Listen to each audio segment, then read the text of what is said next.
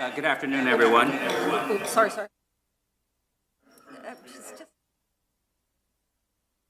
Sorry about that. I'd like to call the Patton Township Planning Commission meeting at this time.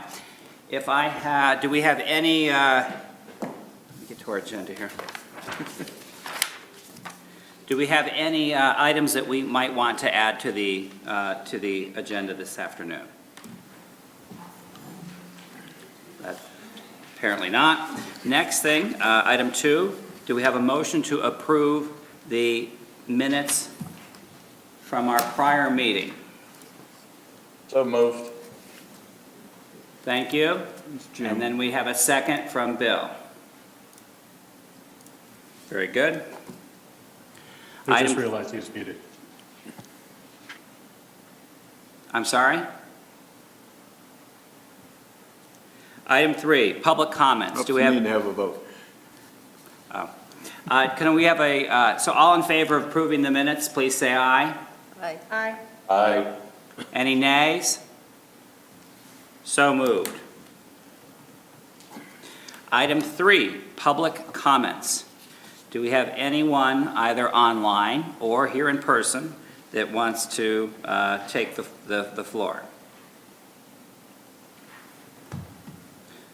We do not. Moving on to item number 4. Subdivision and tax parcels of Toftree Planned Community, which is going to lend into I'm sure, a lengthy discussion.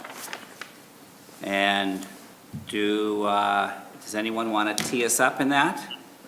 Yep, I can do that. Go ahead, Nicole.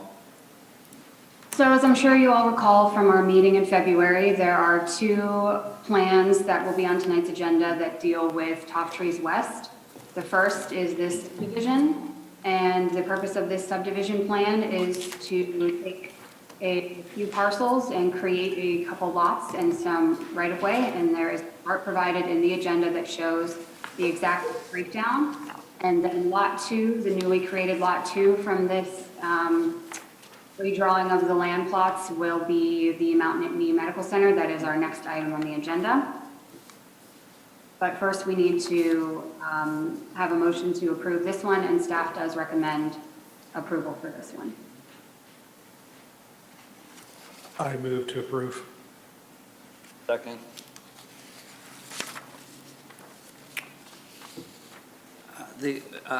Before is there any discussion we want to have on this?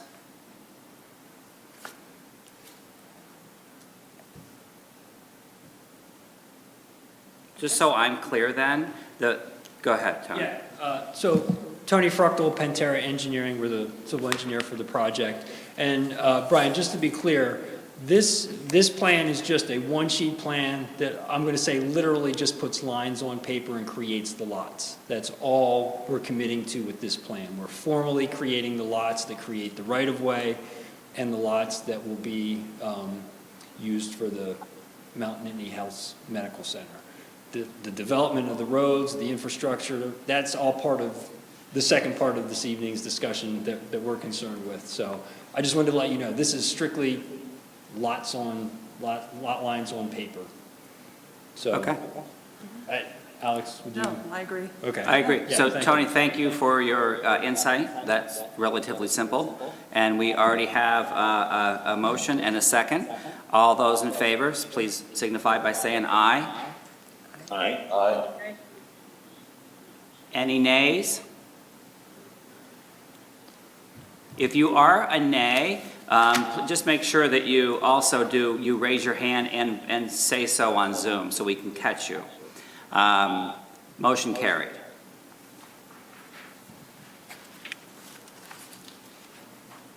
That then takes us to item 5. The Mount Nittany Health Outpatient Center, Toftree Planned Community, Final Land Development Plan. Nicole, do you want to lead us in this conversation? Yep.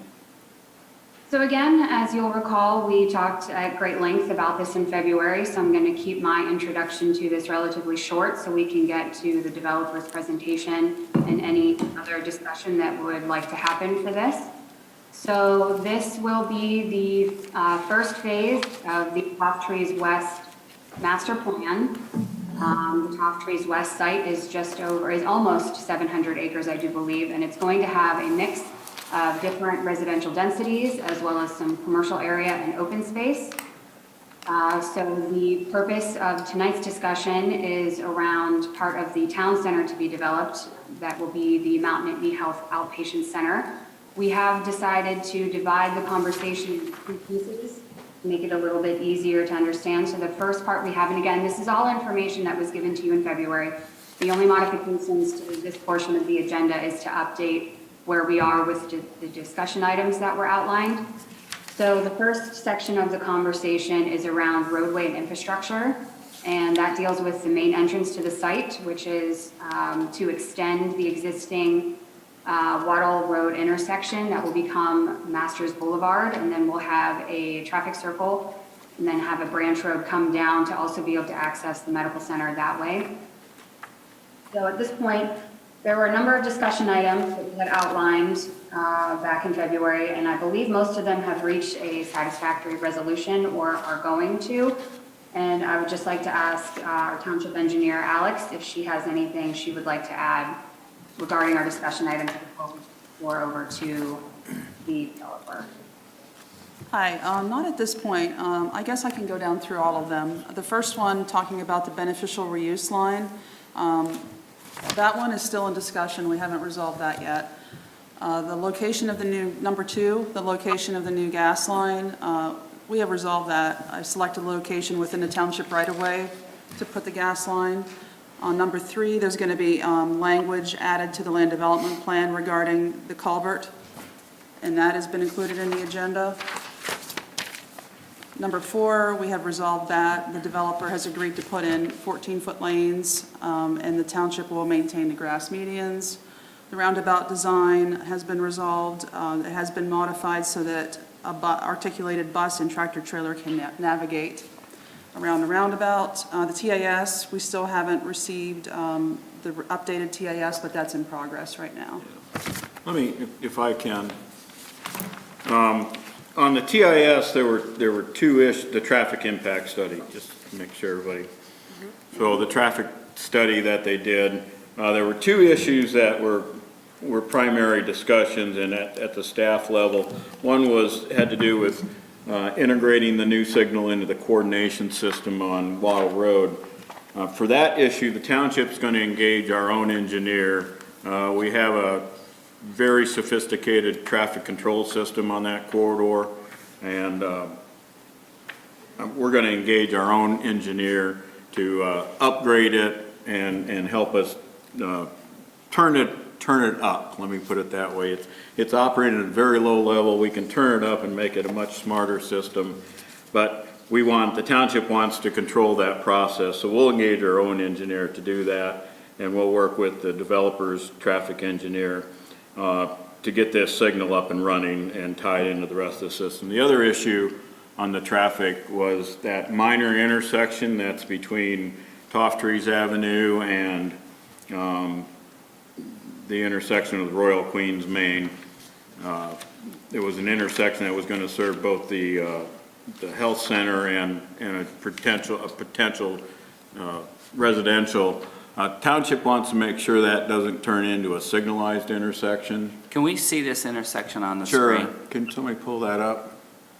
So our concern was we didn't want it to turn into keep traffic flowing smoothly through there. We didn't want that to turn into another signalized intersection. So the developer has agreed that they'll keep it as just as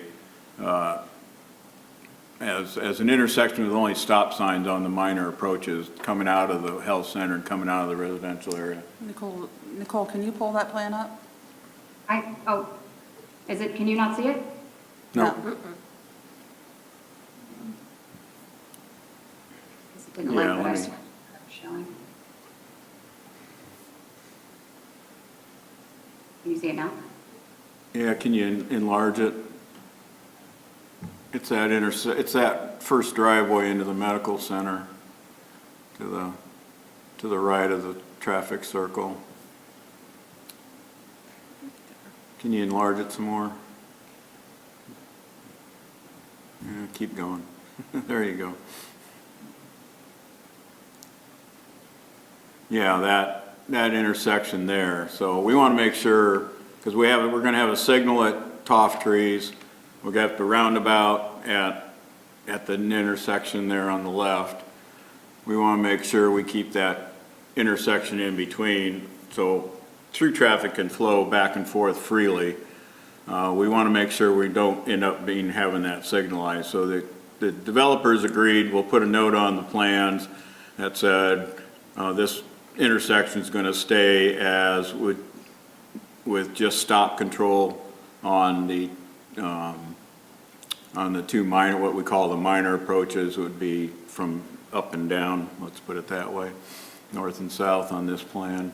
So those would have stop signs, and we would not at any point turn that into a signalized intersection unless we revisit this with a land development plan in the future. So what may happen there at some point if traffic gets to a point where it would get to a level of service that is starting to fail, they might have to prohibit left turns out from one of those intersections or not. So we'll look at that in the future. But the main thing was that we didn't want it to turn into a signalized intersection, and they've agreed with that concept, so. So at that intersection, can we keep that up there for 1 second? Yeah, sorry, Jim That's all right. raised his hand. I didn't know if we were gonna. So put it back down. Doug just mentioned about maybe making it a right turn only coming out of that exit at that intersection he was talking about. That was my question, so.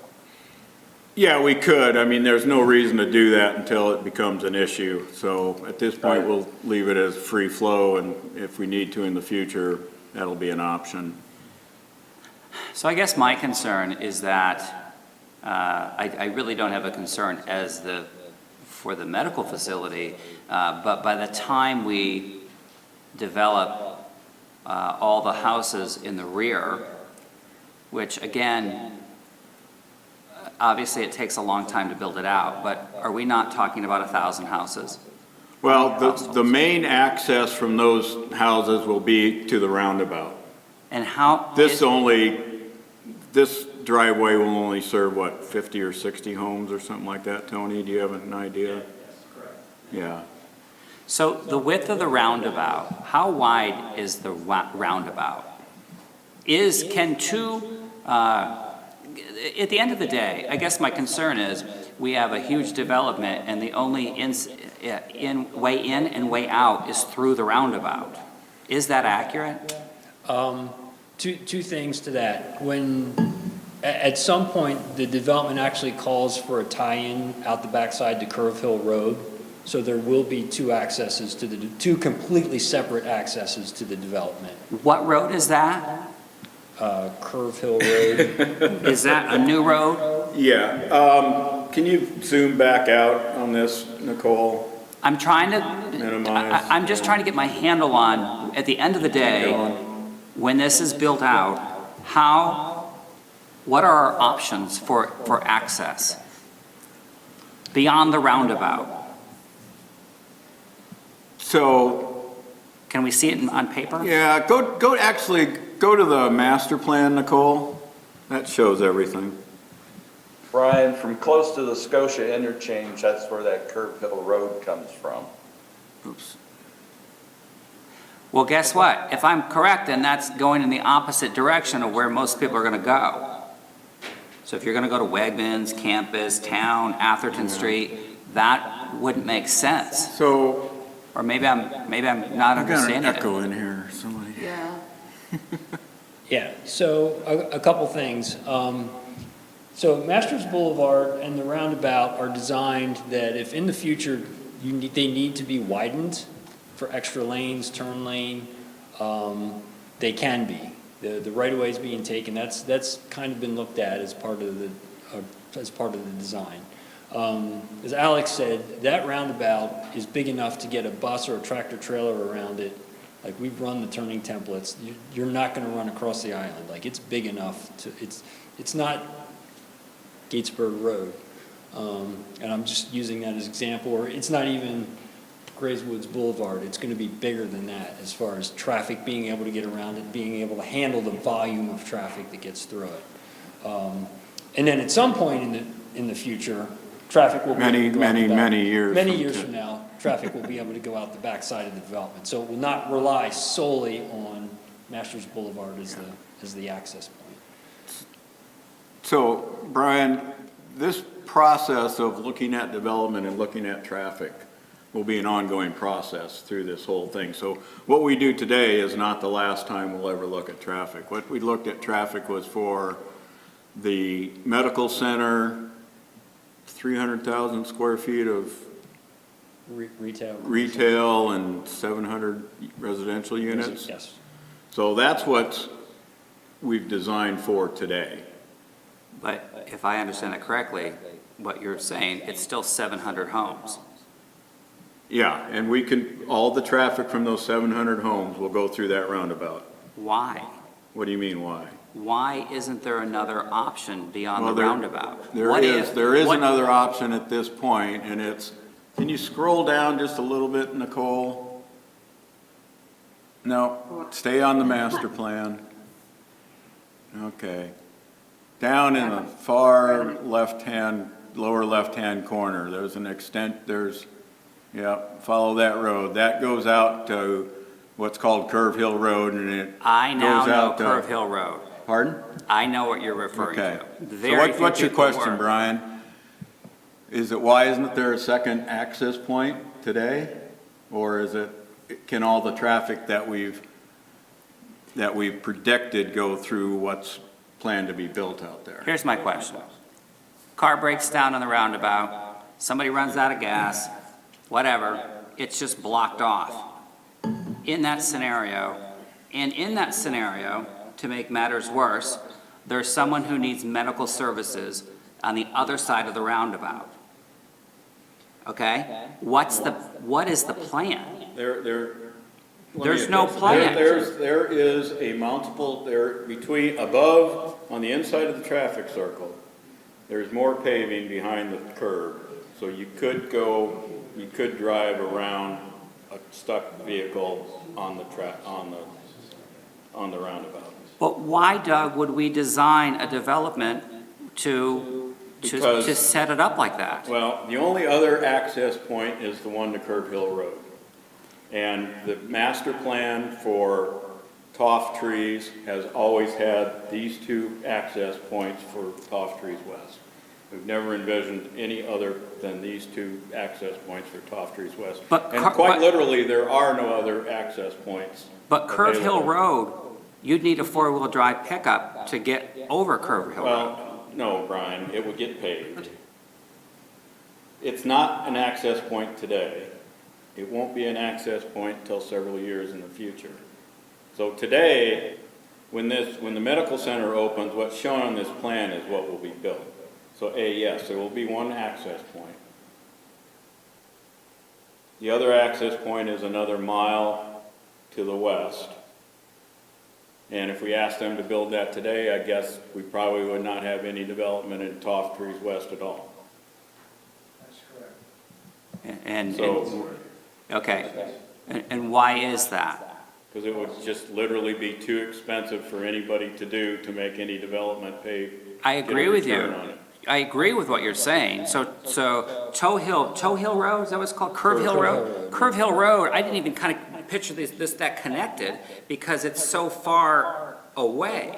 And someday, somebody's gonna have to pay, P-A-Y, to pave, P-A-V-E, a 24 or 36-foot wide road all the way from this medical center to where the pavement ends on Curve Hill Road. Our expectation is the developer someday will pay for that. But are we not approving today 700 homes before that happens? Yes. No, No, we're not approving 700 homes. We're approving this traffic study. We're approving the medical center. Exactly. You're not approving 700 homes. What the traffic study was showing, that it could handle 700 homes. There's a difference. The 700 homes might take 10 years. I'm not disputing that. So, Right, so we're not approving 700, you said 700 homes Yeah. today. That's, all we're approving all you would be passing on today would be the medical center. Yeah. And then we'd have to come in with a plan for the next section. Well, to Brian's point, someday there may be 700 homes back there. But it That are should- all going yeah. in and out through this one connection to Toff Trees and Waddle. That's correct. Yeah. That's true. And am I correct that they would, it's potential that they all could go through the roundabout? At this point, Well, they almost will. all of them will, They yes. will. Therein lies my concern. As in, is the roundabout able to handle that much traffic? I believe, no, Mike, I believe that the traffic studies are done and that the roundabout is able to handle that amount of traffic. But the studies don't apply for a broken down vehicle.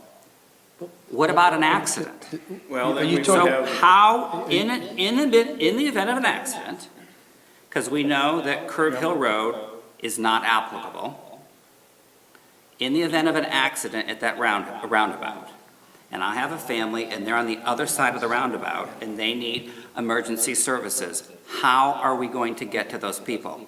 well, we would call on the police and the fire police to go out there and provide traffic control. We may have to run traffic one direction at a time.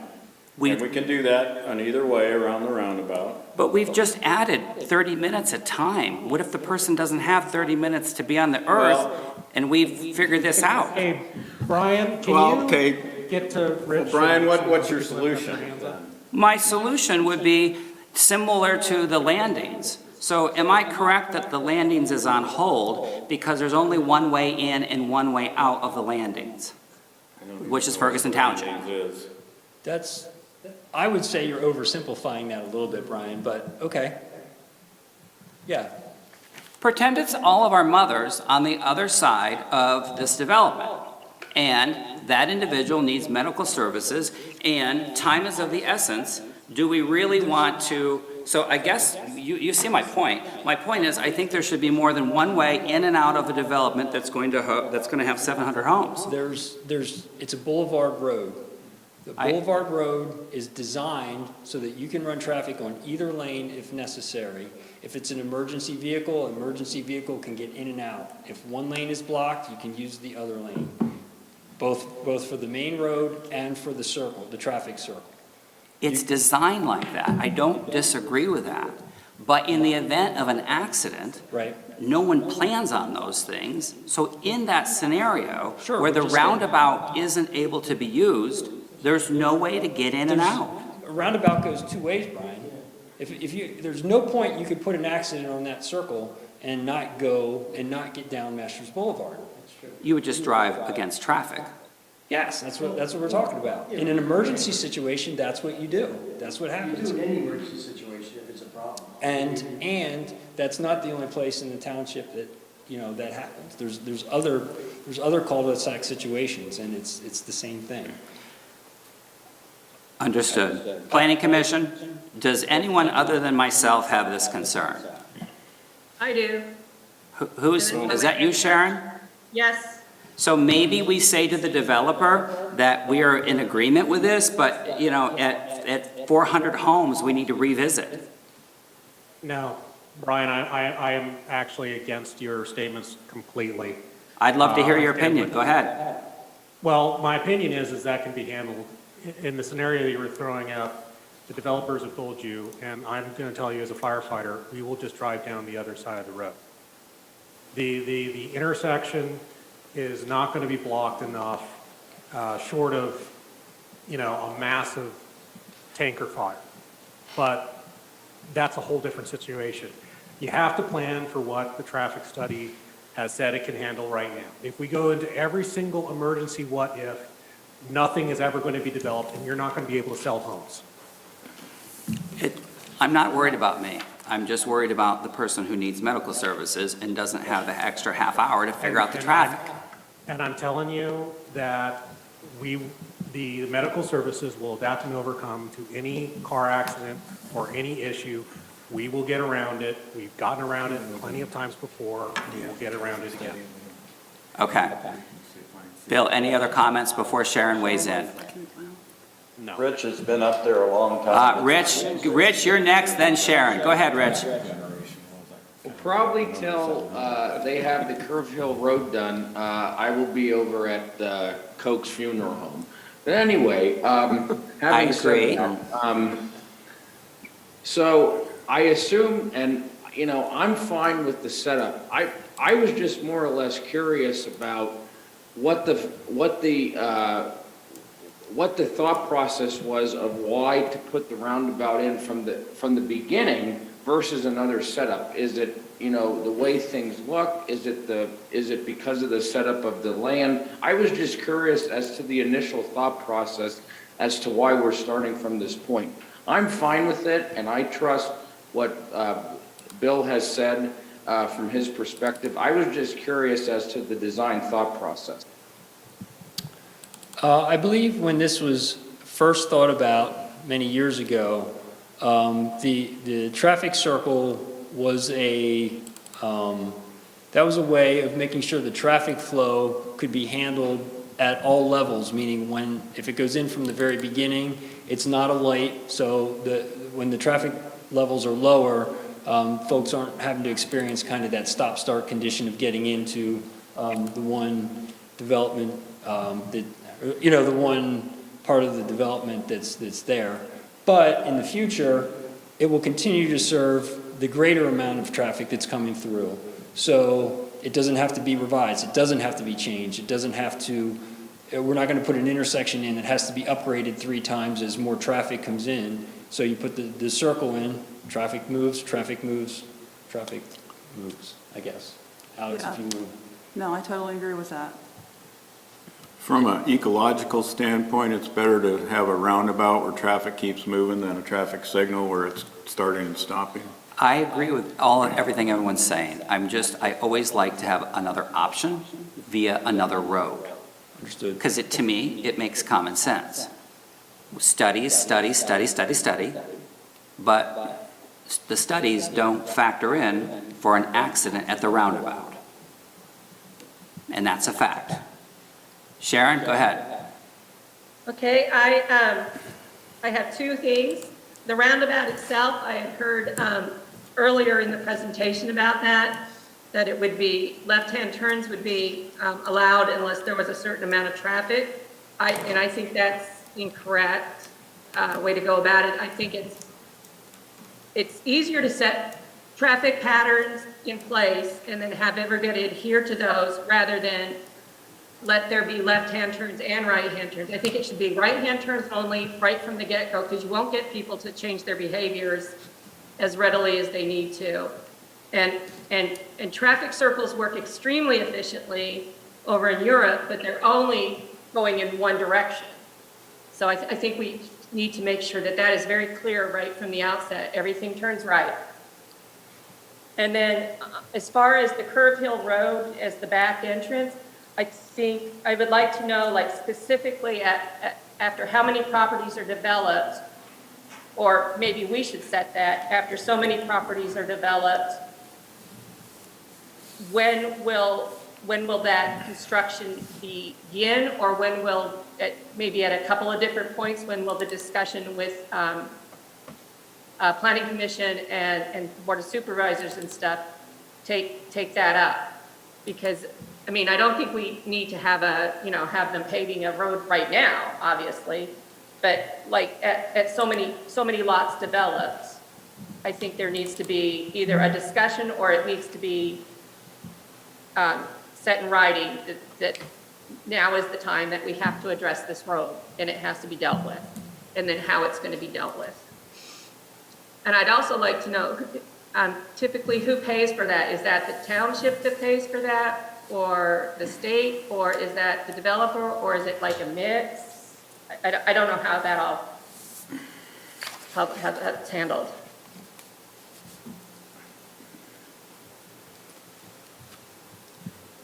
Well, Go ahead, Doug. Yeah, go ahead, Doug. I'll answer some of your questions, Sharon. This is Doug, and maybe if I miss some, you can cue in. So I was just trying to look back when we did the interchange, for toff trees at the toff tree, when we upgraded the interchange with I-99 and Wattle Road. We did a traffic study then that looked out to 2040. And I don't remember exactly how much traffic or how much development we'd looked at in toff trees, I can't. But we remember, we did the whole toff trees interchange primarily for this development here. So back then, we looked, like I said, we looked out to 2040, and at that point, all the anticipated development that we were gonna see coming out of toff trees could be handled through the one access point at Wattle and toff trees. So we've always been of the mind that we can handle quite a bit of traffic from a study point of view, in and out. Traffic studies never talk about accidents and what happens when there's an accident, because that becomes an issue for the first responders. So as Bill said, if you can't get up one side of the road, the first responders will block off traffic so they can go up the other side of the road. So that's the responsibility of police and fire police and public works and the fire department too, if need be. So all those folks can respond and help with traffic control under emergency circumstances. As I mentioned earlier, the layout for toff trees has always included just the two access points, one from Wattle and toff trees and the other one to Curve Hill Road. I think we talked about probably the likelihood of building out toff trees west is probably a 100-year process, which is probably twice as long as it took to build out Park Forest, because it's twice as big as Park Forest, plus there's other things. So we're talking about a long, long time before we get to a need for, from a traffic capacity point of view, another access point. At some point, that will happen, just the same way as the development of toff trees east slowed down at one point because we ran out of traffic capacity at the Wattle Road interchange, and nothing was going to happen on toff trees west until we did something. So at some point, that'll become an issue again, and the people who are sitting in all our chairs then, which I suspect will be at least 20 years from now, we'll tell the developer at that point he's got to build the road out to Curve Hill Road. Typically, that would be the developer's responsibility to do the design, the permitting, and the construction. So under normal circumstances, it's 100% developer responsibility. They could, as they have on this, for this part, go to the state and ask see if they could get a grant to get some funding to help pay for that. But at some point, like I said, but typically the township's not going to be involved, or they're going to be involved only at a minor level. It'll be primarily the developer, and then maybe the state, and then maybe the township at a much lower level than anybody else. So, did that answer your question, Sharon, or? Yeah, that answered about how it's paid, and then I guess it sets my mind at ease as far as how it will be approached in the future, like when development of this road needs to be kicked into action. Also, on the roundabout, will it only be going in a right-hand direction? Yep. Yeah, it'll be a standard roundabout design. You'll enter it and turn to the right. If you're within the roundabout, you have the right of way. Cars entering the roundabout have to yield the right of way to the cars that are already in the roundabout. Are we just one lane there, or on the whole roundabout? I can't remember. Yeah, just one lane. One lane with the ability to expand and go to two. Okay. But now, so when we first started this conversation, there was another intersection prior to getting to the roundabout. Correct. Why aren't some of the houses eventually dumping out onto that? Some of them will. Some will, but it didn't look like many. No. That's correct. There's a limited number of houses that can go into that particular area. And based on the restriction that we're gonna put on the plan, they will have to exit up on the future road off the other leg of the roundabout. So that's the limit, that's so that intersection doesn't become anything other than a stop control intersection. Doug? I mean, somebody could change that decision at some point in the future. I mean, that decision could be turned over and redone. I think at this point, what we're looking at is, we really don't want another traffic signal on this corridor. We don't at want this another point. traffic signal. Yeah, so that was your reasoning, is to lessen the traffic coming out of that intersection?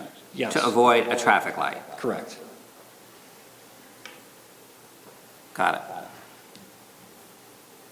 Any other discussion?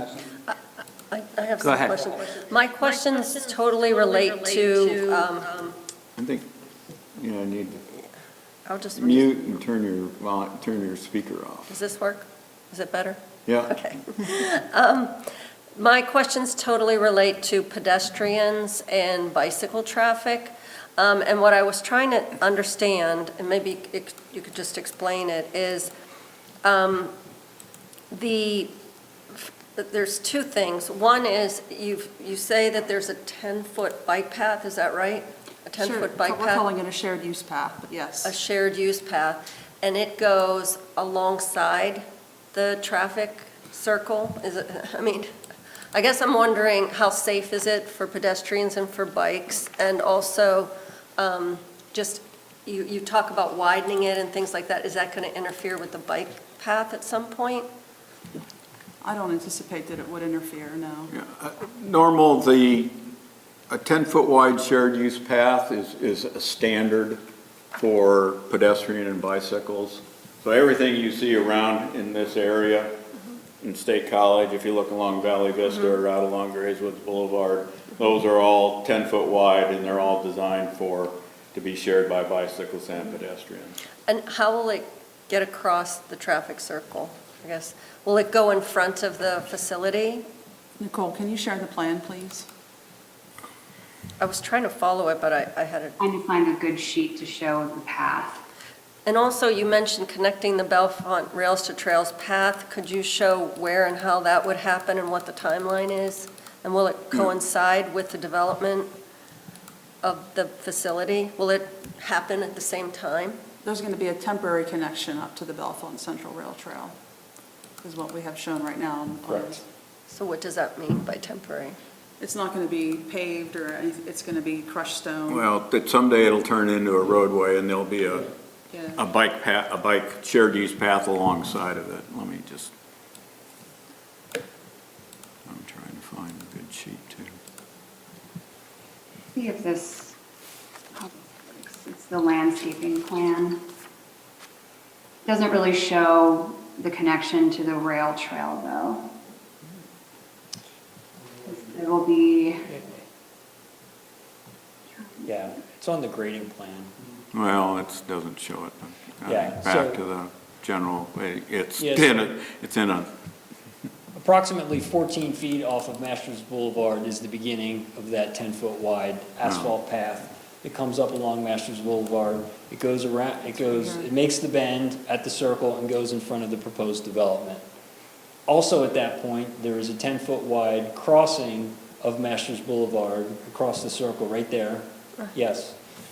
That will also tie into the 5-foot concrete sidewalk that's on the other side of Masters Boulevard. So there's two options for walking up Masters Boulevard. And then at the end of the leg of the circle, which would be the top of the paper there, right there, yeah, there will be a crushed stone, it's trail grade stone that's put in and compacted to connect to the Bellefonte Central Rail Trail. So if you come up this shared use path, you'll be able to tie into the Bellefonte Central Rail Trail. Now, eventually, that leg of the circle will be a road that will cross the Bellefonte Central Rail Trail. and then there'll be another shared use path alongside of that. That goes up to it. So, yeah, if you go back to the, Yeah, there it is. I mean, yeah, So eventually that road will get extended to the north and there'll be a shared use path alongside it.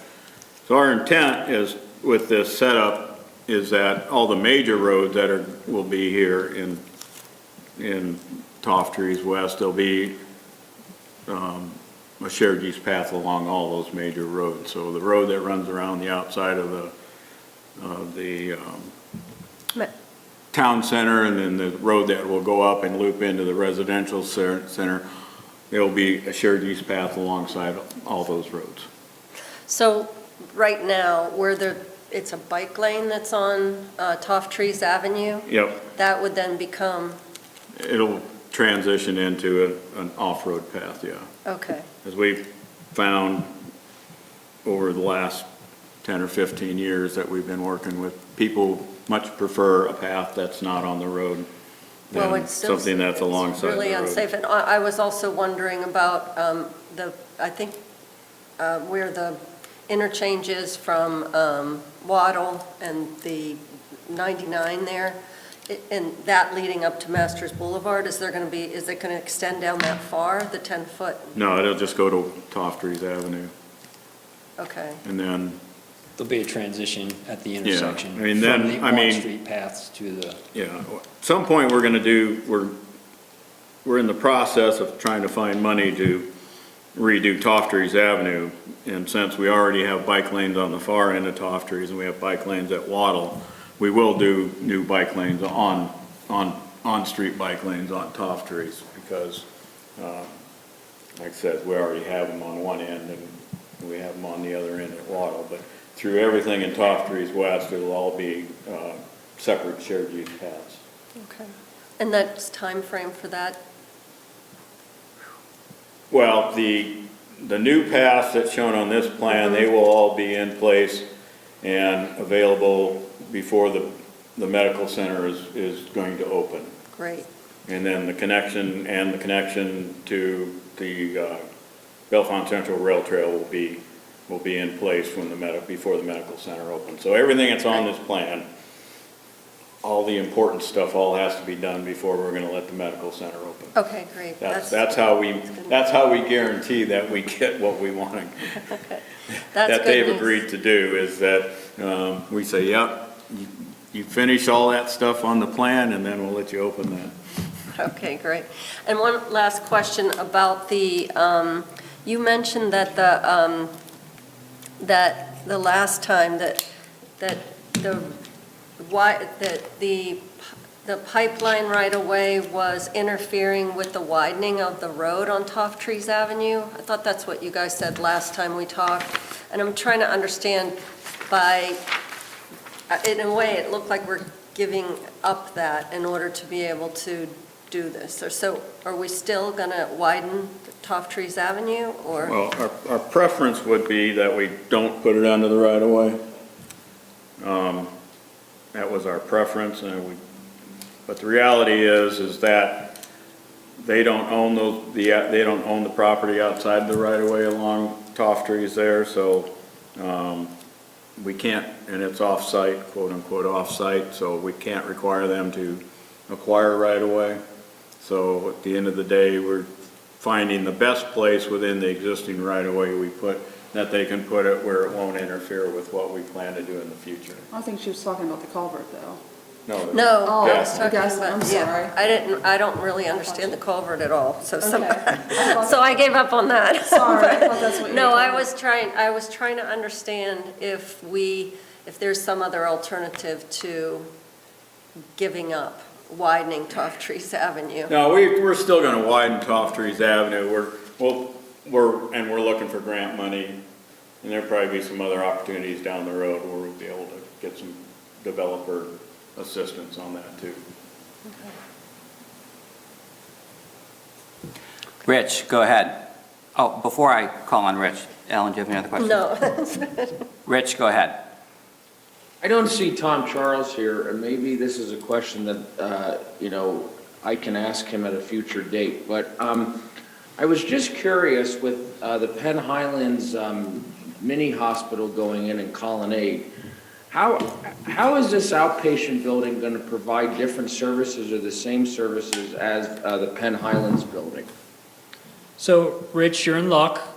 We jumped into things there before I got a chance to introduce Tom, and he is in fact here. So I will give him the opportunity to answer your question. Thanks, Tony. Okay, hi Rich, how are you?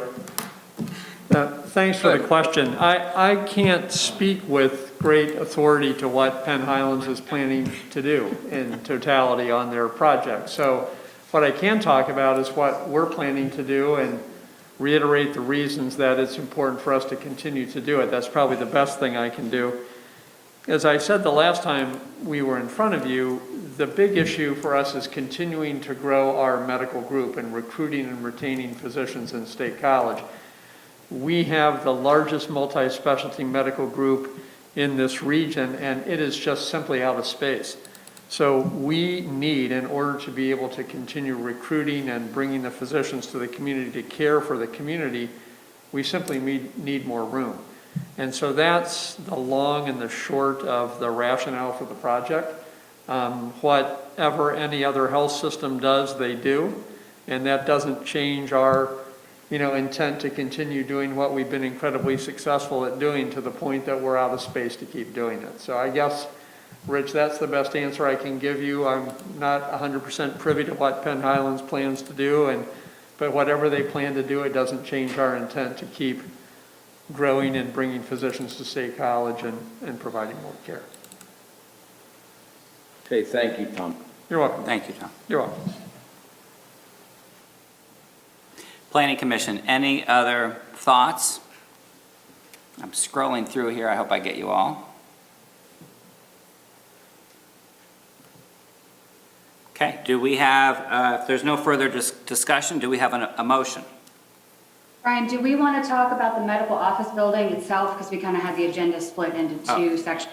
Yes, thank you. And that's not normally how we do it, but if you guys would like to discuss the actual layout of the office building in greater detail, and perhaps hear the developer and Mr. Charles speak a little bit more as well.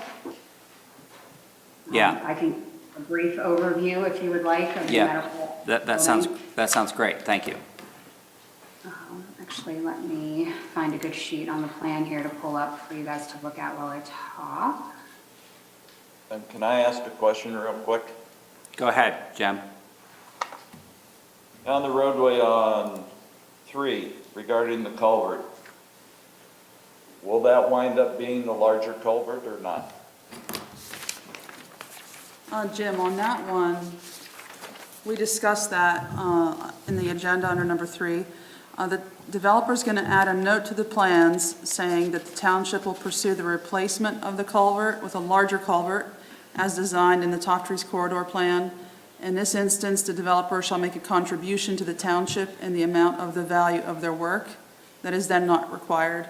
In the event that the township does not replace the culvert prior to the necessity to widen Top Trees Avenue, the developer is required to extend the existing culvert at their expense. So timing is going to be the critical factor here. We're hoping to replace it before the necessity to widen the road, though. I think in the long run, you need the wider culvert, so. Yes, yes. In the wider road. Okay, so I'm going to go ahead and show the landscaping plan because it gives a pretty good layout of the site itself. So this will be located in the town center of the master plan, and it will be 4-storied and 126,000 square feet. It will contain medical diagnostic, procedural suites, rehabilitation facilities, laboratories, and different offices. To reiterate that this facility will not provide emergency services. And we've kind of already discussed a little bit that the infrastructure on the interior part of the site here will include the access drive, the parking lot that you see here, a 10-foot asphalt shared use path. Will also include bicycle parking, that sidewalk that we also kind of discussed, and then more that will be around the interior of the site here. And as also mentioned, we will be given access to provide a future connection to the Belmont Central Rail Trail. We did have a discussion item here about the lighting for Town Center, and we are still working with the developer on that, but we do believe we will get a satisfactory conclusion to make sure that we have this portion of the Town Center. So at this point, unless you guys have any questions specifically for me, I will turn it back over to Mr. Fruchtel and Mr. Charles. And I do have the renderings, if you would prefer I share those at this point, gentlemen. Yeah, I'll let you know, Nicole, if we need to get to those. I think one thing that I just want to share at this point is the fact that, we worked with Mount Nittany Health on the layout of the building. We got the access and the drop-off point for patients. It will have a portico over it, so they'll be shielded from the weather when they get in there. There were some comments or requests about checking on access for emergency apparatus. We went to the fire chief, and he's good with what's there and the clearances they have. Emergency vehicles will be able to get in there if they need to, not to provide services, but if services are needed to get them from there to the hospital. So I would just mention that the back part of that parking lot it's tiered, it drops off. It looks like a big sea of parking there, but visually it's going to be a little less intrusive because it's going to step down from those back tiers that come up. There was a request to revise the street trees, both in the species that are out there and the number of species. There's, in the past couple of years, there's real concern about blights for trees, so we've added a note to the plans, and we're working with the township arborist on appropriate tree types for the street trees, so that the roots don't get into the curbing, the sidewalk, the shared use path. And they're also hardy trees. They're gonna hold up, because just, they take a little bit more of a beating with salt and snow plowing and compacted dirt and everything. So we have addressed that comment, or we're in the process of addressing that comment. As Nicole mentioned, there's also lighting that's gonna go on that shared use path, at least around the corner there. In the town center. Same thing, we're working with West Penn Power and the township to just figure out exactly what those fixtures look like, who's going to maintain them, kind of those agreements need to be in place. But we understand what's supposed to happen there, and we're on our way to getting that taken care of. So if there's any other questions, be happy to address. So Tony, the lighting on that shared use plan, where would that end? So how far does it go into the residential portion, Well, or does it not? Well, the path itself doesn't extend into the residential section at this point, so of course the lighting doesn't. Yeah. Anywhere that the path is in the town center, it needs to be lit. Okay. So it will be lit. So that means right now from the intersection on Masters Boulevard, the whole way around the corner, it will be, that path will be illuminated. Okay. Is there any vegetation in the parking lot itself? The way there are trees in some parking lots and... Yes, all those circles Those are trees? Are trees, yes, and grass areas. Yeah, so like if you go to Wegmans, every place there's an island out in the middle of the parking lot, there'll be a tree in one of those islands.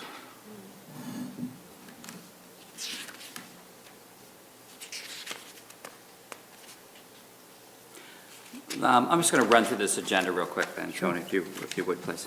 So, any more discussion on the location of the new gas line and Toff Trees? I think we already hit that.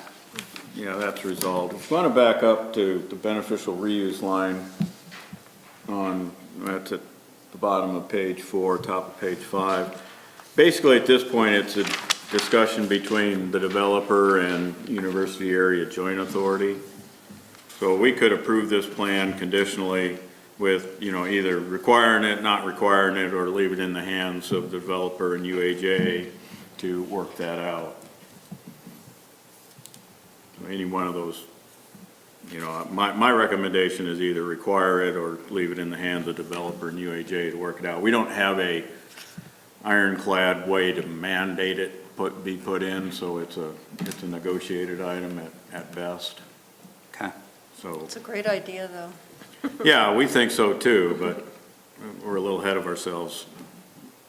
But, you know, I think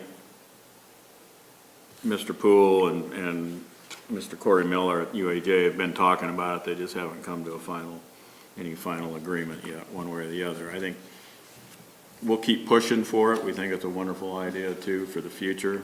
And, but like I said, we could conditionally approve this plan on that item to either say the planning commission would like to see it go in, is gonna not require it go in, or we'll leave it in the hands of the developer and UAJ to work it out somehow. Can we piecemeal that and just move forward with the medical facility and? Pardon? Yeah, and then the other thing I said, you know, I think if you'd like to, and want to put a note on the plans that the township will require that we revisit the traffic study when we get to 400 residential dwelling units, we can do that. Have them add that note to the plan. So. I think that's appropriate.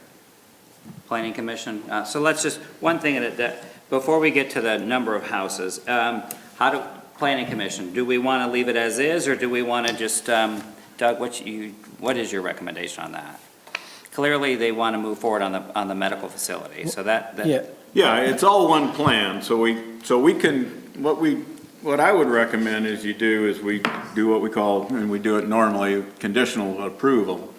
And we're gonna have several conditions here. Well, Doug, just so you know, I'm not okay with the 400 limitation. This is way too expensive, this development. What it's costing me to get in, I can't afford to have a stop at a certain number. I'm just saying, I can't do it. Okay. So if that's a condition, then I can't do it. This is an unbelievably expensive project to do up here. That Masters Boulevard with no benefit and what it's costing me. We're trying to do the right thing, but I can't commit to that. Well, we can discuss it And further. on the beneficial reuse, the same thing. I mean, I've asked UAJA they were supposed to give me a study to see if it even makes sense or not, because why put something in that somebody's not going to use? And so, and I've asked for that study for how long? So I don't want things conditioned on me that I haven't received. And I just, Brian, as much as 400, where'd 400 come from? Where's 500 come from, 700? I just need, that's a big development, and you're right, it's going to take a long time. We're not going to have this happen that quickly. For this development to go through, it's a lot of money. That's why nobody has done anything on this before. First thing, you had multiple owners in the development to pull this together, and the time it's taken me to put this together. If it's going to have conditions on it of stopping at a certain level, we have to look at the traffic. We have to do traffic studies anyway, Doug. It's not like we have to do them anyway. Here's what's a little unusual from my standpoint, and I don't want to speak on behalf of anyone other than myself on the Planning Commission. But, the first time we saw this was last month. Mm-hmm. Last month. And it is a development that exceeds Park Forest. So to come to the Planning Commission and want a blessing on 700 homes, and when we've had 30 days to look at it, I think is a big ask. I think there's a misunderstanding again. I'm not asking for 700 homes. All we're asking for is a subdivision and the approval of Mount Nittany to build a facility here that's going to be very, very beneficial to this community. I'm not asking for 700 homes, Doug. Well, I guess maybe there's a misunderstanding when I said we would ask the developer to revisit the traffic study when we get to 400 residential units.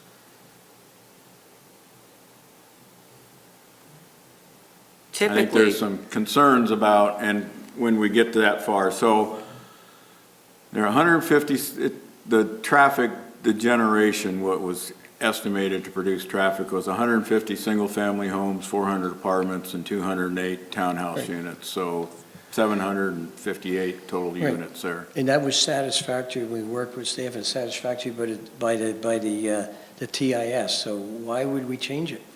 Well, but because Well, we're I know, the, but I'm not okay with it. this is the planning commission, I know, well, you can. and we just you saw can- this a month ago. I'm trying to answer the traffic Well, concern. I'm just saying, you know, Let me ask you, Brian, a month from now, are you going to have, you're going to have more knowledge on the traffic? We have a study. You're not going to have more knowledge on it. 2 months from now, you're not going to have more knowledge. honestly, the only thing that I really see problematic with the traffic is, I get the fact that there's only one major way in and out of here. Correct. You know, and I understand that the backup plan, although at the time probably made sense, but a lot of things, the issue, let's just back up further for everybody to talk about this. Toftree was planned how many years ago? A long time ago. Yeah. So we're trying to put together another piece of the puzzle in a plan that's already 30-some years old.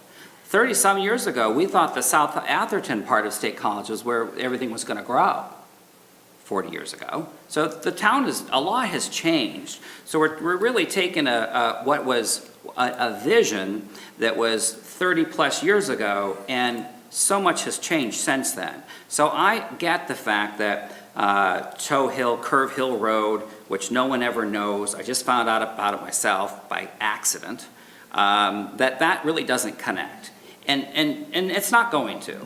It's just the way the town evolved. So I don't really have an issue with, I see how all the traffic's going to eventually come in and out of Toftree's, of Wattle Road. I get that. What I'm surprised about is that in the intricacies of the residential development, I still don't understand, I understand all the studies, but I'm surprised, just common sense, that we don't have a second way other than the roundabout. Yeah, and the traffic Just to get out of studies- here. When I don't think that's a big ask. What's that? Just to be able to say, look, all the traffic's gonna funnel through Wattle Road. That's great. But the way we have this set up here, let's just say it's 700. What you're asking the planning commission is to have all 700 houses must go through the roundabout, or it doesn't work for you. And what I'm saying I'm is, saying, why not use the transportation study that's the experts, not us? Example, when Doug mentioned about the east side, okay? The reason why, when they do these studies, they're different Patton Crossing, they are so conservative in what they come up with. When we end up, we're the ones who obviously got the new bridge in. yeah, Okay, that was me who got that money to get the bridge in. The whole idea of that created the availability for Top Trees West to be developed and Top Trees East. That's the two accesses, the second access has always been known forever, that it would not occur right away. and I'm okay with that. That's not my issue. My only issue is, when I look at the development, we have all 700 houses going through the roundabout. Because the transportation's impact study allows us to do that. And it says, again, no, we still have to come in. I'm not a traffic engineer, not a traffic expert. What we always have to do with all townships and every state we develop in, is we have to go by the traffic impact study and what it has. And that, I can tell you right now, they've always proven to be very, very, very conservative, very conservative. And maybe ask the staff who are more experts than I am at, I believe all of those things. But when you still look at this from an aerial standpoint, if you just look at, if you actually owned a house way back in this development, it's kind of I don't know, it just seems like it'd be great to have more than one way to get out. And Brian, as Bob mentioned, as each phase comes in after this, as, the townhouse phases, the townhouse phases, the single-family phases, we're gonna have to bring subdivision plans and land development plans in. So it's not like you're not gonna get another cut of this. you will. And especially if there's issues. If the road goes in, the roundabout goes in, and there's accidents, there's issues. We'll listen to that. Well, the one thing you always had, the township has always, is called a health and safety issue. That overrules everything. And Doug, you know that it does. I mean, if there's a health and safety concern, that can overrule any ordinance you have out there. Bob, And so I guess what I'm saying is that to be restricted, I'll be restricted by the rules and all, but I need to be able to move forward. Again, that's a lot of money in here. I think we have a great opportunity to bring, I mean, Mount Nittany's has done a phenomenal job. When I first came here, probably 30, 40 years ago, we had very few specialists as far as physicians and all. We're fortunate people are coming to town here, and this is our regional hospital. And so, well, you guys have to, I guess you have to make a decision, Brian. Well, I'm just saying a couple things. One is, we can't deny the fact that things move along rather slow. We talked about Patton Crossing for a year. A year. We've talked about this for 30 days. And it is a big, the hospital portion for me is easy. I think that's kind of a no-brainer. Well, but the other thing is the development. So, if there's more questions on the development, you'll have to decide. I mean, the hospital is already behind because of COVID and time crunch. If you want to hold the plan up and take more time, that's up to you. I actually don't want to hold it up. And clearly I see the need for it. I mean, gosh, if there's one thing we need, it's more housing. So we're all on the same page in terms of that. I would just like to see at least some language where we might be able to revisit the fact that the one and only roundabout might be a problem. So I'd rather just pass this and say, hey, at 400 homes, that we are willing to relook at how we're going to, the rest of this is going to pan out. You revisit on you revisit traffic anyway. Yes. So why, Okay. I don't understand why we're putting Not in. formally, but we would look at the existing conditions out will. there. I mean, if we, Yeah. without getting into numbers and stuff, Brian, I mean, you could probably put 1,000 cars an hour through a roundabout. Yeah. I'm just, No. I'm not, I got a master's in traffic planning, but that's from a few years ago. But, 1,000 vehicles an hour is probably, it's pretty full, but you could put 1,000 vehicles an hour. So, you can run a lot of traffic through a roundabout. We, at some level, say, when they, if we're all sitting here, when they build the 300th or so, they completed 300 dwelling units, we could look and say, are we seeing delays of people getting through the roundabout? If we saw delays, we'd say, okay, whoever did that traffic study, we know who did it, in 2021, 2022, didn't do it right, so we need these guys now to go back, and because we're out of capacity, we don't have enough room for them to get around the roundabout without delays.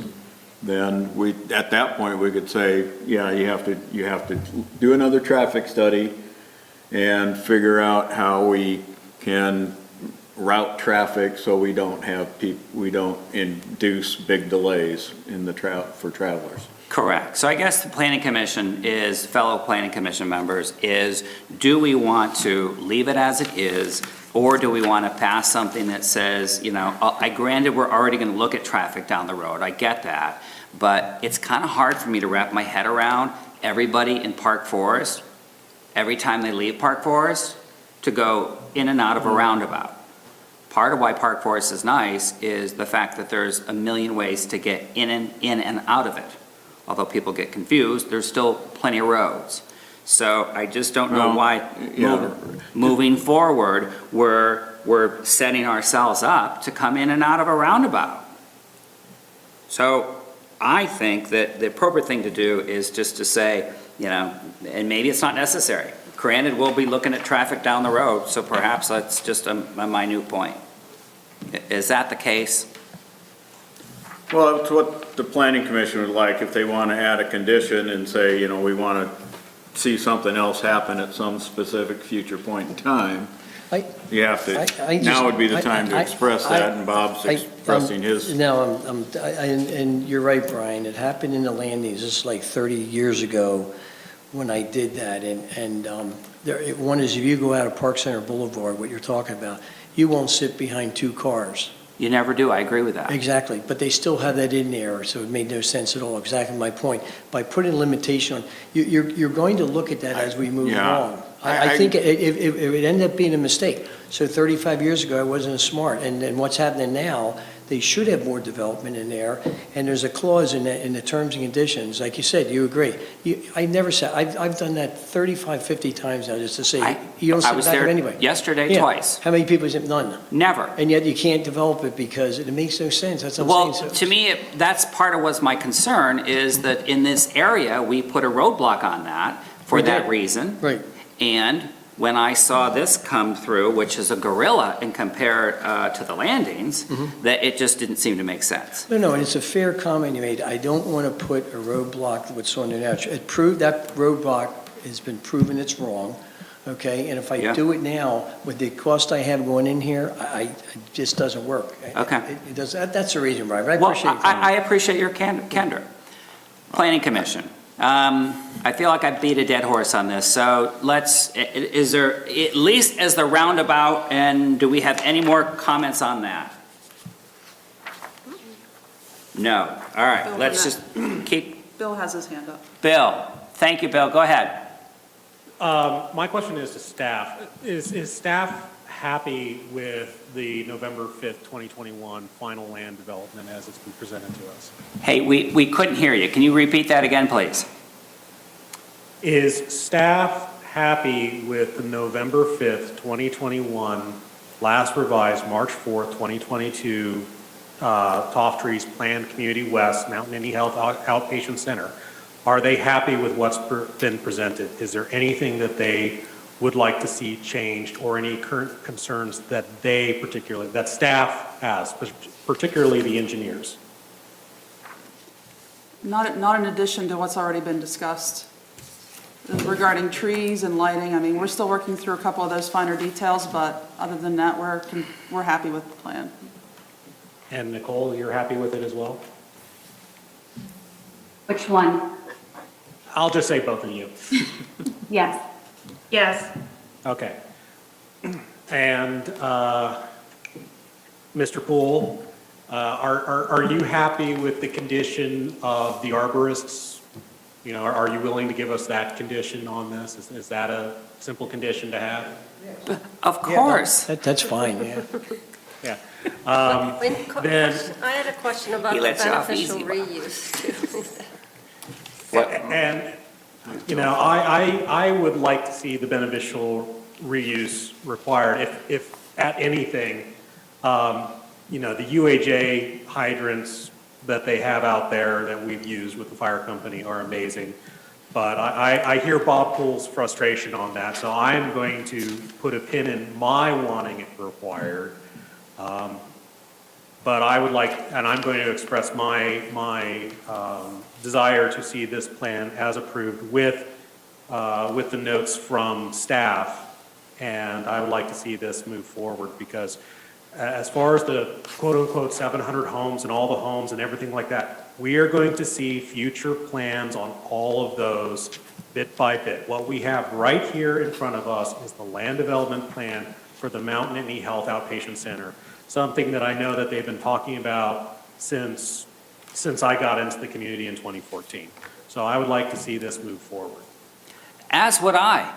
I think it's a fantastic, I have no issues with the hospital, the medical facility. It makes a ton of sense, and so does the access. But from our perspective, did you see all the houses that are going in the back? That's a lot. That's not in front of us today. I understand. Okay, And when it's in front of us at that time, that is the appropriate time to say, we need a road at that time, not when they are getting ready to build the Mountain Nittany Health Outpatient Center. It's not appropriate at this time. any other questions other than Ellen? I feel, just me. No, go ahead. It's actually back to Doug then. Doug, is there any way that you or in the township can exert our whatever leverage we might have with UAJA?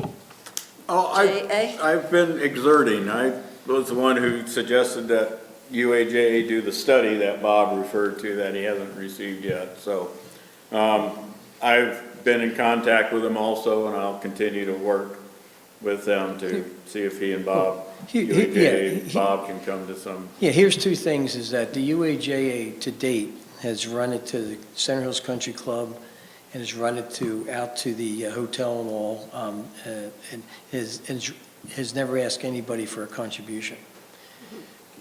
Our questions came up to say, well, let's example, would the hospital use it? And Tom would tell you, he can't say yes or no, would he even consider it? How can you ask somebody to pay for something you have no idea if it even works or will be used? It'd be like wasting money. But So- isn't the purpose of it to like use on lawn, lawn maintenance and that kind of thing? It's more meant, yeah, I mean, it's more meant for like golf course. You were talking about beneficial reuses. Right. You have to use a lot of it. I mean, you can't require someone in your lawn to use it. You can't require Mount Inn to use it. I can't say to them they have to use it. So we could put that I pipe in don't know why there. you wouldn't want to use it. Well, there's a lot of reasons. Right, Tom? There's a lot of reasons. I mean, first thing, it has to, but because it makes it it costs, first thing, it costs more, Out okay? isn't the return on investment, I mean, Well, see, if you could answer my question, I have an answer. That's exactly what I've been That's what asking you're for a long asking. time. Okay. So it's unfair to ask somebody, it would be unfair for me to ask you to pay for something and just say, just give me a check. Mm-hmm. Think about that. You would say, well, Bob, can you tell me what I'm buying and what I'm getting and what I might be getting? is there a way to make it conditional that once a study's provided to you, then, so in other words, it's not just a carte blanche to say, forget it, whatever happens, happens. It's more, the study came back, it demonstrated that we wouldn't get the return on investment we'd be looking for, and so we've decided against it. That's fine, or if the hospital decides they want to use it, it might make sense. But I just don't know, as I said, I'm given like going into a dark room with a door closed and not knowing I don't know any Right. numbers, I know zero. And Doug, you'd have to admit, do I know anything? You know as much as I know, which Right, is, how much do you know? Now, we've asked UAJ for information. We'll continue to push them to provide Yeah. it. I think from the township's point of view, we want to make sure we at least get the pipe installed along Masters Boulevard and along these two roads. So if UAJ is willing to put it in at their cost, the thing is to get it in now when all the construction's going in, so it'll never be cheaper to put it in than do it now, so. If they're willing to run it 2 miles, or they're willing to run it the other 1,000 feet, Yeah, or yeah. whatever, Bob- that's what's gonna happen. I mean, they're asking me to pay for it, they haven't asked anybody yet. Beneficial reuse is beneficial for everybody, if the whole concept, if you understand the concept. But it's not just a Bob thing, it's a regional thing. Because what it does, obviously it's the reuse of the water, so as much as they can get in. I just don't know if there is a payback. I don't know what the payback might be. And so if it works, I'm in favor of it. Because that means I have something in my development that somebody else doesn't have. It's a benefit. Anytime you can have any kind of benefit to your development that let's say you don't have, Right. I'm going to sell more homes. So I'm not in favor of it, but to put a conditional when I have no idea what it even is and just spend money, and that pipe lays in there and nothing ever happens. I think it was an unfair request. Yeah, it's a matter of who's gonna take the risk Right. until we prove that it's a successful. And that Masters Boulevard, I'm taking in Queen, I'm thinking about a $10 million risk, and that's a pretty big risk, so that's why I'm saying I thought there was a grant from the state. there is.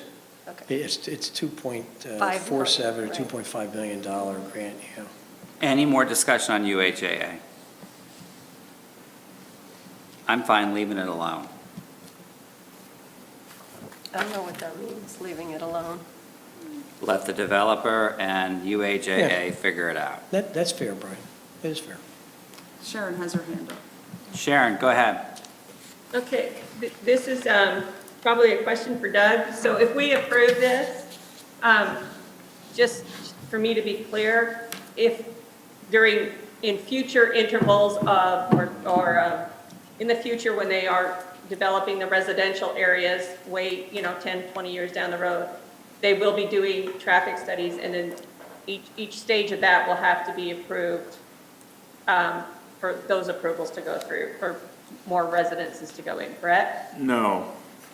No, this traffic study tells us that there's sufficient capacity on the road to build the hospital, a hotel, and those residential units. Okay. So we'll look at the land development plans for each separate section of the residential. And I would say if we get to a point of noticing that there are traffic issues in the area, that looks like, you know, it's becoming quite congested, that traffic can't move freely, then we can say, you know, the study that was done back in 2022 was flawed, and we need you to do a new study. But I think if we're seeing traffic move freely, then there should be no need to do that. I just, as a comment, Masters Boulevard is not gonna look like Park Forest Avenue. Masters Boulevard, in terms of how much traffic's on there, Masters Boulevard is probably gonna be closer to Wattle Road. I understand. So, you know, and that's what we permit. We, you know, Park Forest Boulevard, Park Forest Avenue probably runs 1,500 cars a day. Correct. Masters Boulevard will probably have close to 10,000 cars a day. Correct. So, It's a whole Hey, different. Jim, I think you're, just in the essence of time, Jim, go ahead, and then Bill, you're after Jim.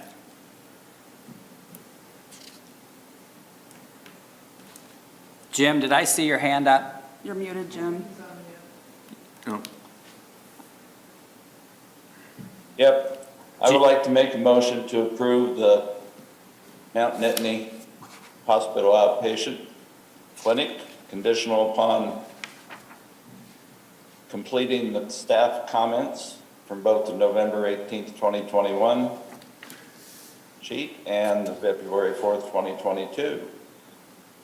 And I would also like to see the developers continue their frustrating discussions with UAJA to get the the water line in there. Fair comment.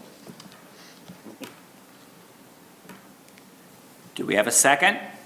I will second. I'll second. All in favor? Aye. Any nays? Me, I'm just, my only, I guess that I would still say that if we could require that that we install the UAJA if there is a positive, if there's a study that demonstrates a positive return on investment. If the study doesn't demonstrate that, then I understand your point. But if we don't require it, then I think it might not happen.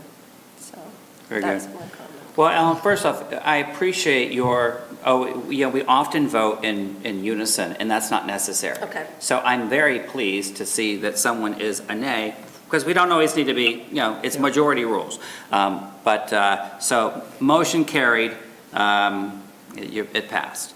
And, forgive me, I just, that whole landings did have me a little bit messed up, so No, fair comment, fair comment. Thank you. Firstly, I really want to appreciate and thank the staff and also the Planning Commission. This is not this is a really long-term, big project. It's going to be very expensive. I think it's going to be phenomenal for Patton Township and also for the region. And I think having Mount Nittany be the first person in there, I think is a real plus. But I really want to spend, Tony, I know, spent a lot of time with the staff, and they were phenomenal, Brian, and I really appreciate the Planning Commission's support. yeah. Bob, I think we were very supportive, because this did happen fast. Yep, I know it did. It happened did. fast. That's fair. And it's a lot to approve. And I don't think there's probably as many planning commissions that moved as quickly as we did. No, you did a great job. We really do appreciate it. Seriously. You're welcome. Can I make that comment? Yeah, I just want to add my thanks on behalf of the health system for, first of all, your diligence as community members and just, being thoughtful about this. yeah. We really do appreciate your expeditious movement on this and allowing us to move forward. As somebody said, we've been talking about this for a long time, and we've had to take a longer pause than what we wanted to because of this little COVID thing. Yeah. And so we are very anxious to get going, and so we really do appreciate Yeah. the work of the staff and of the commission. Yeah, very good. You're welcome. Thanks. This will be on the March 23rd board agenda. Okay, Planning Commission. Next on the agenda, item 6, Chick-Fil-A Land Development Plan. Nicole, do you want to tee us up? So the site of this plan is at 1938 North Atherton Street in the General Commercial District. As most of you know, Chick-fil-A already exists at this site, so the purpose is to add a building addition in the rear, as well as implement a dual drive-through lane, order and meal delivery canopies, and they will be doing some stormwater management improvements. And just so everybody is on the same page, they did go before the zoning hearing board in December of 2021 to ask for a variance in the rear yard setback. So there were some conditions placed by the zoning hearing board that they have agreed to meet. The Chick-fil-A preliminary final land development plan was originally approved back in 2010. And it is the recommendation of staff that, provided that all of the comments in our letters are completed, that this go forward to the board. And I do believe we have somebody here for Chick-fil-A. Yes, hi, my name's Tyler Prime from Prime and Tubell on behalf of Chick-fil-A. If you can talk a little louder, please. Sure. Again, Tyler Prime on behalf of Chick-fil-A. Perfect, thank you. Thank you for the background, Nicole. As she stated, this is an existing and operating Chick-fil-A location. It was originally approved about 10, 12 years ago. It's a reinvestment project. Essentially what we're doing is adding a second drive-through lane, increased kitchen capacity, some site upgrades as detailed, the site canopies, as you'll hear shortly.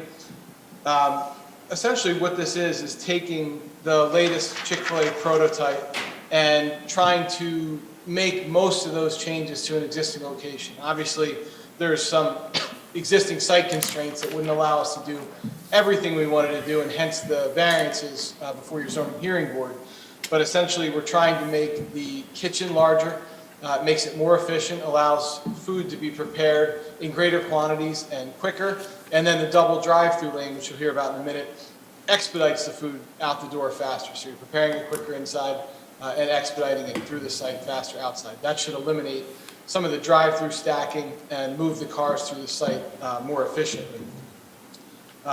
Just for the record, the variances that we obtained, that was in December of 2021.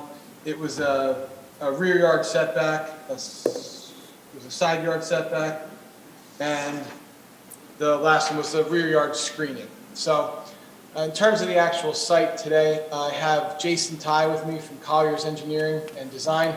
He's going to give you a brief overview into the site. If needed, I also have Sandy Koza with McMahon. She's our traffic engineer. And then we have reps from Chick-fil-A as well if you have specific operational questions or anything else that we can address for you. I saw on the agenda, kind of wanted us to put everything on first, but if there's any questions you have along the way, just feel free to interrupt, ask questions if they come up. Jason, are you on? Can you hear me? Oh, yes, I can. Okay, Jason, if you could, just for the board's benefit, you could just give a brief overview of the site and the changes that we're proposing, show them on the plan. Okay, thank you, Tyler. Hello, my name is Jason Tai from Collier's Engineering Design. We are a civil engineer for Chick-fil-A. Just kind of to start off, I'm assuming everyone is pretty familiar with the Chick-fil-A in this location. Before I kind of get into the improvement we would like to propose tonight, just kind of step back on some of the design philosophy that Chick-fil-A has been implementing with their newer store and the remodel and the renovation store in turn of their drive-through. With the recent success of Chick-fil-A, the increase of the business model, and then just kind of seeing going through pandemic, seeing a higher demand for the drive-through capacity. They have, gone back and for years now, actually, looking at all the data they have seen across the nation and kind of identify some location and area they can actually improve with their drive-through efficiency. Some of the area that I'm seeing the choke point being the pickup window, just because you're gonna have someone drive up to the window, stop, pay, and wait for the food. Meanwhile, the person behind them might only have one chicken sandwich and milkshake. They can be in and out fairly quickly. But being one single lane drive-through, that kind of create a choke point. On top of that, like Tyler mentioned earlier, the kitchen actually is not. Probably the older Chick-fil-A is not keeping up with amount of traffic they're seeing going through the drive-through. So that was one area they would like to address as well, just increase the kitchen capacity. And thirdly, from the area that I think they can improve the drive-through operation is their ordering point. Right now, there's just one single point order at the machine. I know a lot of location has been sending out team member with iPad taking orders, so they can have at least more than one, up to 3 or 4, being placed at the same time, so team member can kind of prepare things in kind of tandem with each other instead of preparing one order at a time, which is not as efficient. Kind of like having 3 things going on, preparing at once. So kind of taking that design philosophy, looking at the existing site, we can identify, some of the area we can improve, which is the building itself, which we are asking we're proposing the building addition, which will help with the building to increase the kitchen area to put additional food prepping station. And of course, it's going to be implementing newer food prepping equipment as well to increase efficiency. Like I said earlier, the choking point being the pickup window, they will be replacing that with a pickup door with the ability of folding down the top half of the door, acting as a window still during a slower time period. So with the door, the team member can actually go out there to the drive-through lane with delivering more than just one order at a time. So the car, more than one car, one order can deliver. So there will be a little smoother transaction leaving the drive-through lane, so there will be less a choke point. Earlier I said that there will be, the ordering point is ordering point also being one of the slowdown in the drive-through operation, being only one.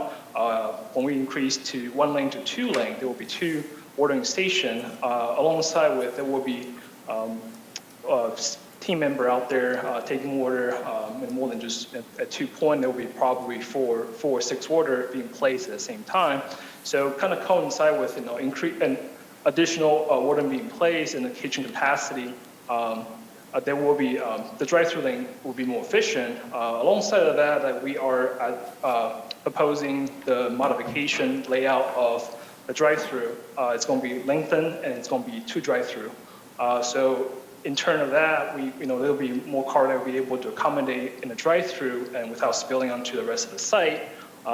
With that improvement, we are taking away some parking, but just looking at the zoning requirement, we are still meeting that as well. Of course, with additional impervious area being proposed for the site, we are definitely expanding the underground stormwater management basin that's in place today. We're going to be increase the capacity of mitigating some of the volume and peak rate that will come with improvement, and also the outlet structure will be replaced as well to achieve the requirement that's set by the township, also PA DEP standard as well. So kind of with part of the review process, we have received 2 review letters so far from the township. We have addressed the first round of comment, and then we see second round of comment on March 10th. We have reviewed that. I think we can comply with all of them, no issue at all. As part of the review letter, I believe there was a comment from the PennDOT as well. I'm actually going to be handing over that to Sandy to give us an update on the comment from the PennDOT. So Jason, Yes. we're very appreciative of your sharing these details. We are a small community, and it's nice to see everyone that's here on behalf of Chick-fil-A. For this evening, for us, we were having an unusually long meeting. I think because of our community size, we clearly recognize and are appreciative to be able to get the traffic through Chick-fil-A faster. It's spilling onto Atherton Street. So on behalf of the Planning Commission, thank you. Do we have any? I would like to move this along sooner if we're able to.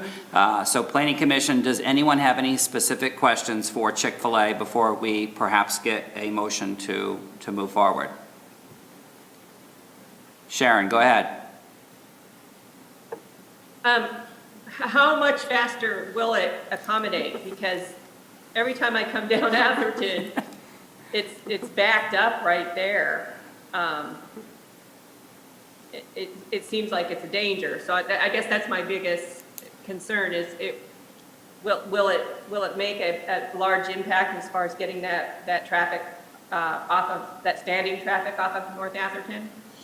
So that will be a two-part answer for you for that. So right now, the stacking on the existing Chick-fil-A site, let me just double check my notes here. We can comfortably stack about 14 to 15 cars within a drive-through lane itself. With expansion of lengthening and putting a second drive-through lane, we are looking at about 42. So from a standstill standpoint, there will be more than double of cars able to park on site, just waiting in the drive-through lane. So there will be hopefully no longer, more traffic spill onto the public road and creating a little bit hazard for the drivers. So that will be kind of absorbed into our site without spilling out. In terms of speed, I might have to turn that to Tom Well on our team to kind of talk about in terms of efficiency. I know with just having two pick up and ordering station and the increase in capacity, I mean, I cannot exactly give you a percentage of increase, but it will be significantly decrease in turn time waited in the drive-through lane. Okay, yeah, I guess my biggest concern was that standing traffic on Atherton. I mean, so thank you very much for clarifying. Rich, go ahead. And then Bill, you're next. This might be a question for the chief of police, but this isn't addressing anything with this entire left turn situation, even though there's a sign up that says no left turn. I see every day that ends in Y, people turning left into there, and that just compounds, the current traffic backup. I'm going to vote yes for this because I think this is a very nice way to approach this improvement. But from my perspective, Sharon's point is problem one. Problem two is the left turn in. And, I think that entire thing has to be taken away, and I don't think the police should have the burden of doing it. It just needs to, quote unquote, be shut down, so it's just not an option anymore.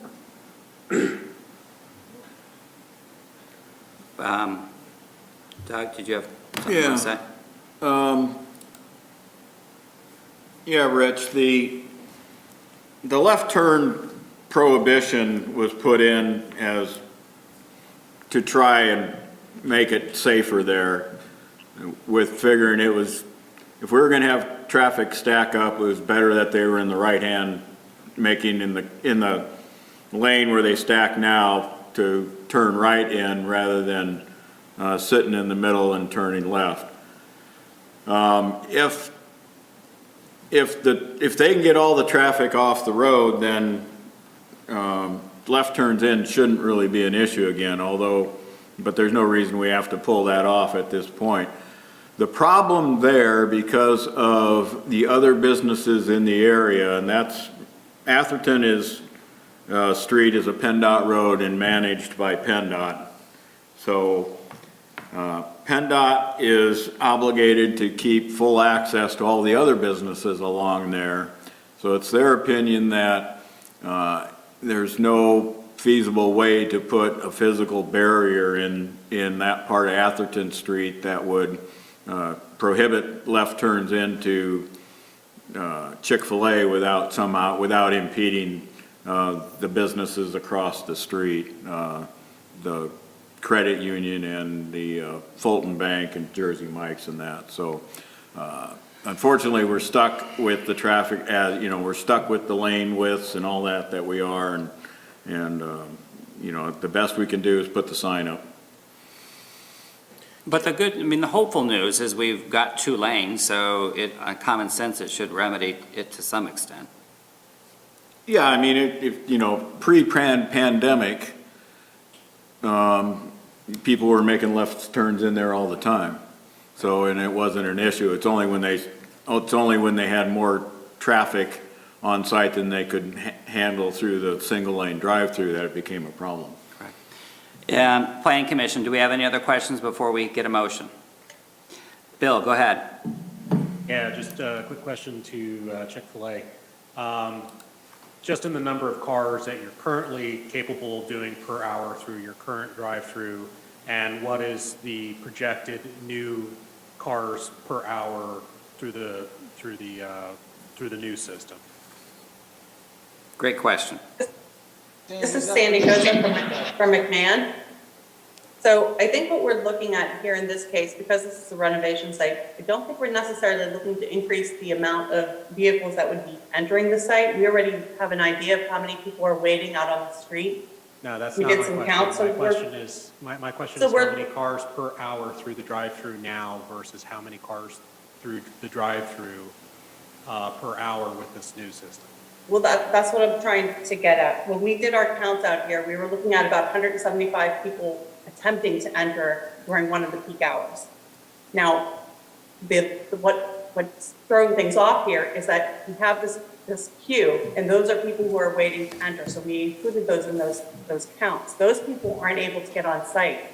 The whole point of doing this drive-through is so that we can actually have these people get on and then exit our site. So we're actually anticipating more people to exit the site because we want more people to be able to be processed through here without having what we're seeing right now, which is the queue backing up onto Atherton Street.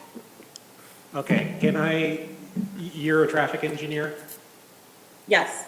Okay, can I talk to one of the managers from Chick-fil-A? Hey, this is per hours. Hey, this is Doug Wolf with Chick-fil-A. Can you hear me? Yes, I can.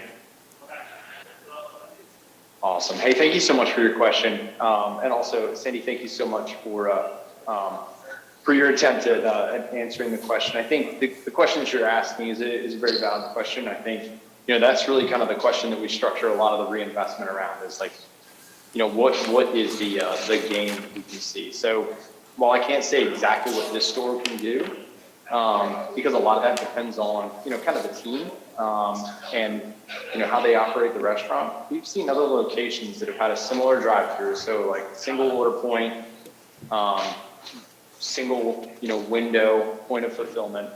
Generally they're doing somewhere around maybe 100 cars an hour prior to reinvestment. I think this site was probably, prior to reinvestment, was probably about 100 cars an hour type of site.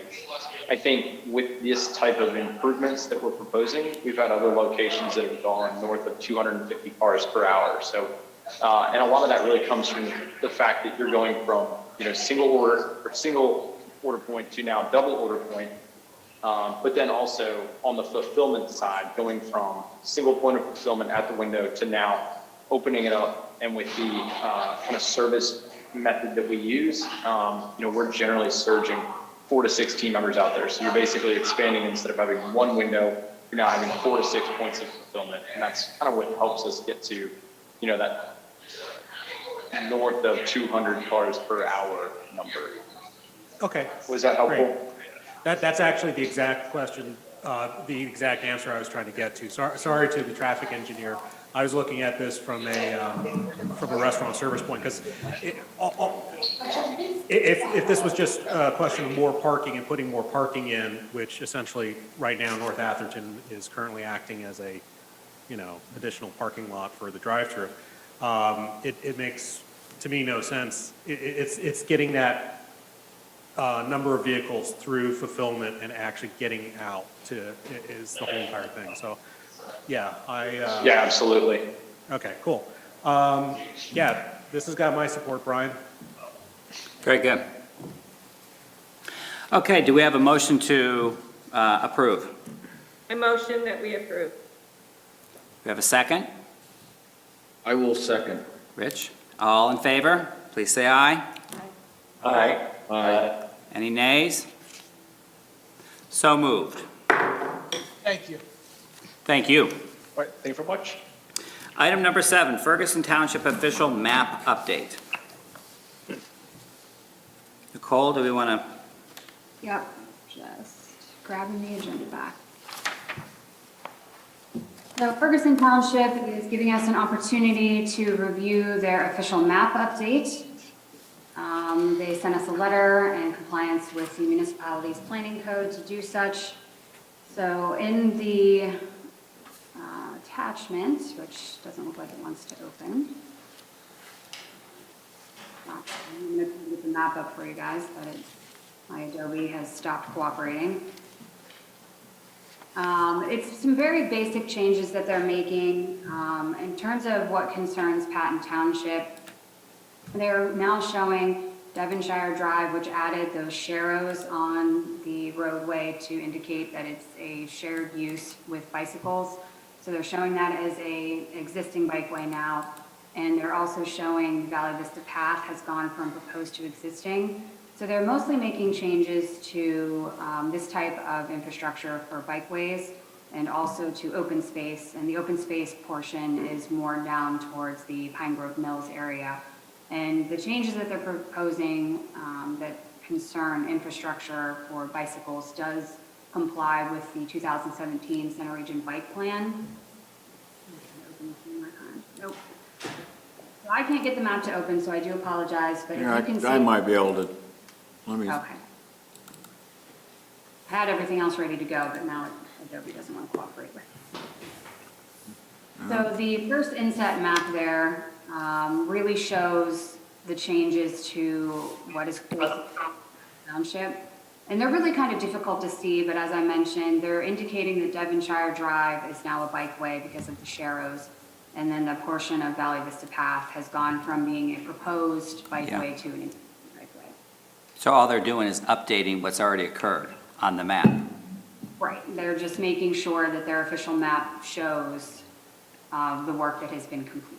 Yeah. That was not proposed. I think maybe the open space may not have been, but that is in a different part of Ferguson, white border. And I do believe that they're taking land that is currently not really being utilized and just keeping it as open space. So even that's pretty minimal. So the purpose of showing this to you, as I mentioned, is it's a requirement of the MPC for them to share this information with us and to get our feedback.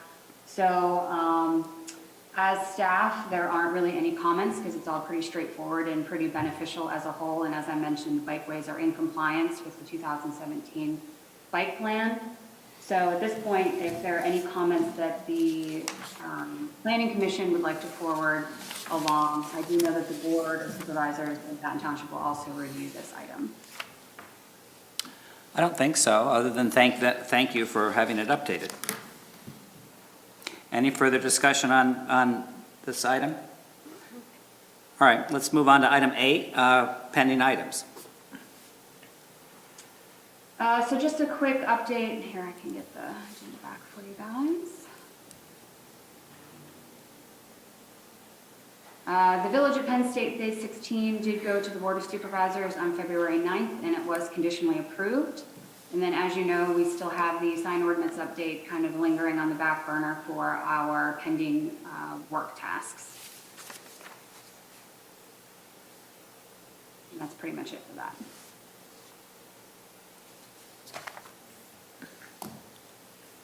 Anything more on that, Nicole? No. Item 9, reports. So the Patton Township Housing Task Force has not met yet this year. We're actually going to meet tomorrow afternoon. So at our next regular meeting in April, I will have an update for you from them. And as always, just a reminder that a lot of the information that the group put together from 2021 is available on the Housing Task Force part of the Patton Township. And it looks like CNET will be at that meeting too, is that right? In April, yes. I do not believe they will be at our work session next week, Yeah. unless that has been requested. But to my knowledge, it has not been. Very good. And then for the second report there under B, I just wanted to keep you guys in the loop that the county is working on, they're calling a solutions-based housing study. And on behalf of the Center Regional Planning Agency, I am working as staff with Center County and their consultants. We did have a workshop, as we called it, on March 9th of last Wednesday, with a lot of the Center County staff and several of the Center Region municipal planners as well, because a lot of us have been through affordable housing initiatives, so we wanted to kind of bring in some preliminary work from the planners on what has worked and what hasn't. So we had a really good conversation on March 9th and gave the consultant team from M&L a better understanding of what it's like to try to do affordable housing in Center Region as well as Center County. And then as another kind of point for your information, there are going to be 8 stakeholder sessions conducted next week with this study.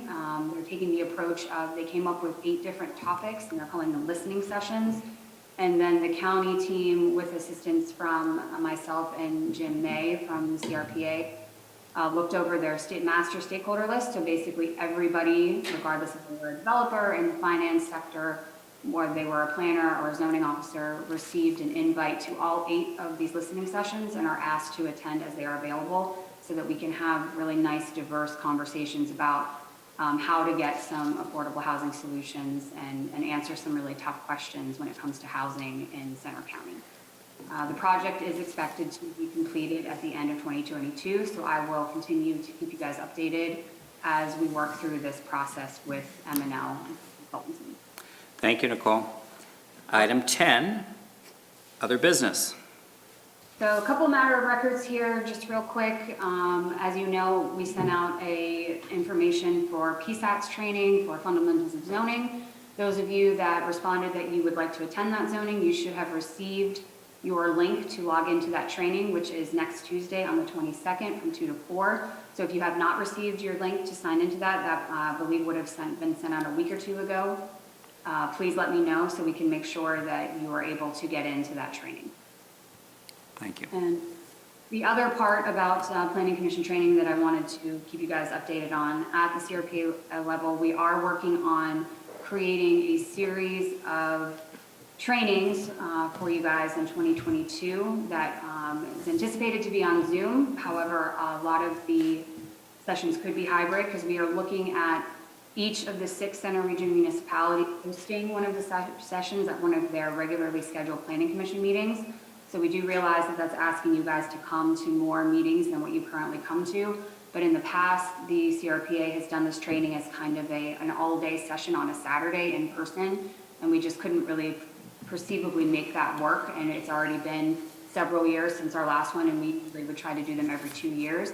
So this is kind of the structure we're working on now, and I have been in conversations with the other municipal planner to make sure that we can get these scheduled during their Planning Commission meetings. We're hoping that each one is only going to take about an hour, so that is all the longer that you would be asked to attend these other meetings. And again, most of them are doing the hybrid version now, so you would be able to either go in person or attend via Zoom as your schedule would allow. And the Zoom functionality and with conjunction with CNET is great, because if you can't attend a session, that gives the option of having recording to then watch later. But the downside to attending that way is that you can't be part of the actual discussion and maybe ask your questions in real time. So we're working on that now. We're hoping to kick those off in May. So again, that's something that I'm going to keep you guys updated on so we can get rolling with those sessions. Very good. And then lastly, a matter of record, we would like to welcome our new Public Works Administrative Assistant. She is on Zoom with us tonight. Valerie Good has joined Patton Township staff, and she will work with both the engineering, planning, and zoning, as well as the Public Works Operations Department. She comes to us from the Blair County Courthouse, and she has years of administrative experience in varying roles, and we are very excited and think she's going to be a great addition to our team. So I'll stop sharing. I don't know if Valerie wants to smile and wave, so. Valerie, welcome. Welcome. And I think that's it. Wow.